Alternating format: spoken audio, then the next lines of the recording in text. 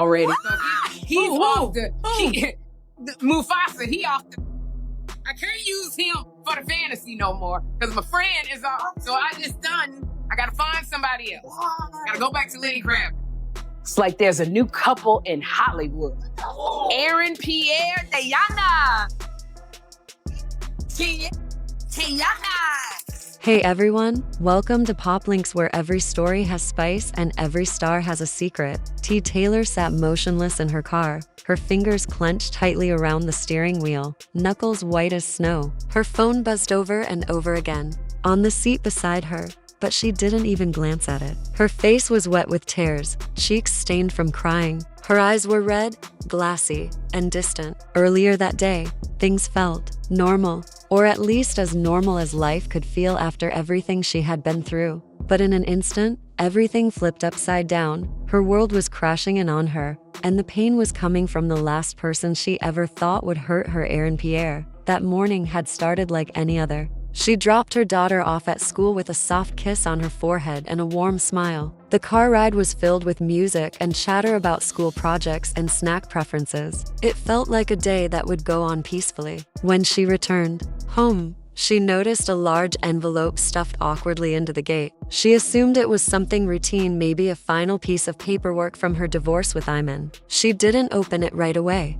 It wasn't urgent. It sat untouched on the kitchen counter while she made herself a cup of tea, trying to steal a few minutes of quiet. But that peace didn't last long. When she finally opened the envelope, her heart dropped. Her hands trembled as she read the documents inside. The words blurred through the tears that welled in her eyes, but there was no escaping the reality written in ink. Aaron had filed for joint custody of her daughter. Her daughter, not his.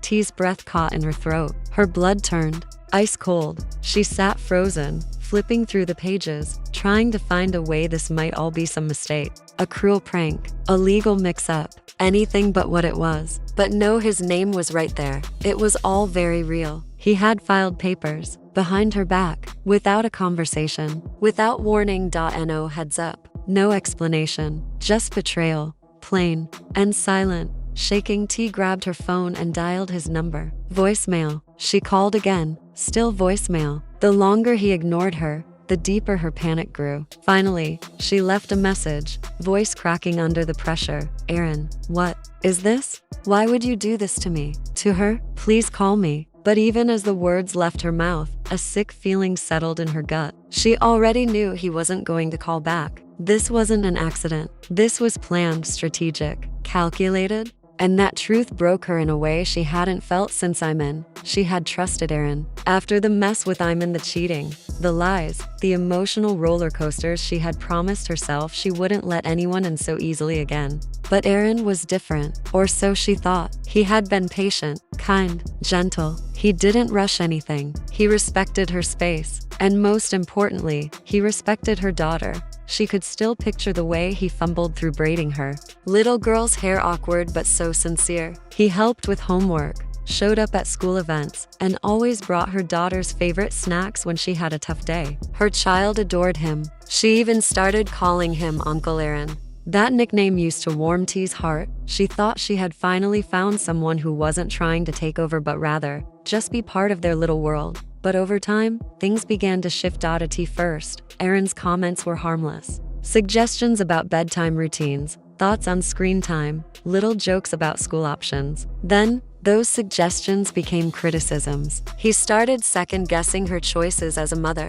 He began offering opinions that felt more like judgments. And then came the moment that haunted her the most. One evening, as her daughter played in the living room, Aaron looked over and said casually, "Our little girl is growing up fast." T froze. "Our?" she asked, laughing nervously. He kissed her forehead and replied, "You know what I mean." But she didn't. Not then. And now? Now she knew exactly what he meant. That phrase rang in her ears like an alarm bell. She sat in her car, reeling from the betrayal, wondering how she had missed the signs. And the nightmare didn't stop there. Within hours, the story hit the blogs. Actor Aaron Pierre seeks custody of Teyana Taylor's daughter. Hollywood star steps up as father figure. The paparazzi swarmed her home before she even had a chance to catch her breath. Her phone rang again. This time, it was her mother. T, what is going on? Her voice was tense. Did you really let this man get close enough to try and take your child? Her voice cracked with concern and disappointment. T couldn't answer. She just sobbed. Her mother's voice softened, breaking too. You need to fight, baby. Don't let this happen. As if that wasn't enough, Emin called next. They hadn't spoken much lately. Their relationship was still complicated. But when he saw the headlines, his response was immediate and furious. You let some guy file for custody of my daughter? He yelled. I didn't let anything happen. She shouted back. He did this behind my back. Silence. Then a deep, frustrated sigh. I'm coming over. The last thing T needed was more conflict, but she couldn't deny that Iman had a right to be upset. This wasn't just about her anymore. This was about their daughter. That night, after tucking her child into bed with a bedtime story and a kiss, T sat alone in the dark living room. Her daughter was sleeping peacefully, completely unaware of the war brewing outside her bedroom door. T wiped her face, trying to stay composed. All she ever wanted was to protect her daughter, to give her a safe, calm, loving home. And now, the man she thought she could trust was threatening to take it all away. When Aaron finally responded, it wasn't a phone call. It was a text, cold, emotionless.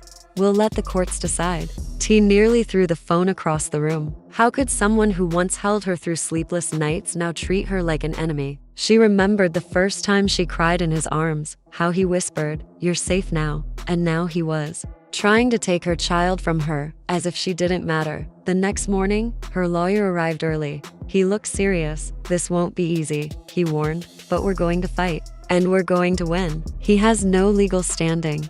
Those words were comforting, but the pain lingered, because at the heart of it all, this wasn't just about the law. This was about trust, about losing someone she believed in, about realizing that love can sometimes disguise control. Later that day, T posted a quiet photo on Instagram. No caption, no hashtags.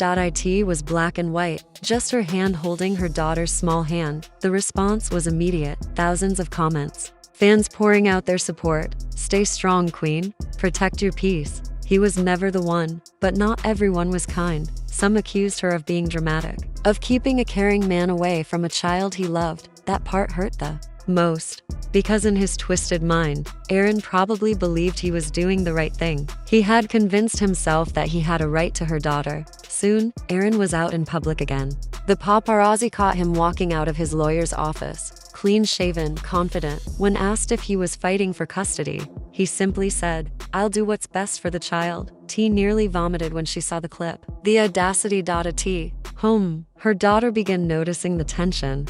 Why are you sad, Mommy? She asked softly one night. T had no words. How do you explain that someone your child trusts is trying to rip their world apart? Days turned into weeks. Court dates were set. Lawyers prepped their strategies. Friends picked sides. Her life became a whirlwind of legal terms and emotional breakdowns. A mediation meeting. T finally saw Aaron again. He sat across the table from her, stone-faced. I just want stability for her, he said flatly. T couldn't stay silent. She had stability until you wrecked it. The room went silent. Even the mediator shifted uncomfortably. Aaron didn't respond. He just stared, as if he didn't recognize her. Or maybe he didn't recognize himself. On the way home, T gripped the steering wheel tightly. But this time, it wasn't fear coursing through her veins. It was fury. She walked into the house, sat on the couch, and finally broke. But not from weakness, from release. Every tear she shed carried months of silence, restraint, and bottled up pain. Then something shifted.